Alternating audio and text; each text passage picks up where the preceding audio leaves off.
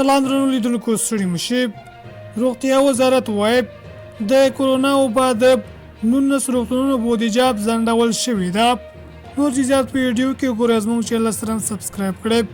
د عامه روغتیا وزارت سرپرست وایي چې له سیاسي تحولاتو وروسته محدودیتونه په هیواد کې روغتیایي خدمتونه اغېزمن کړي دي. د اسلامیانو ته دغه چارواکي زیاتوي د کرونا ویروس 40 ځانګړي روغتونونه چې لګښت د نړیوالو مرستندویه سازمانونو له لوري ورکول کېده واک ته د اسلامي اماراتو له رسېدو وروسته یې بودیجه ځنډول شوې ده.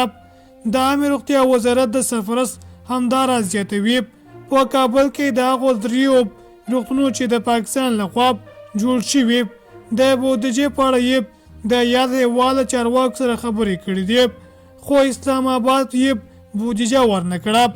اسلامي امارات په دې برخه کې لاس په کار شي. نوموړی وایي چې د اسلامي اماراتو له واکمنېدو مخکې په هیواد کې 40 سنه روغتیایي خدمتونه وړاندې کېدل، خو اوس په ټول هیواد کې خلک له معیاري روغتیایي خدمتونو برخمن دي.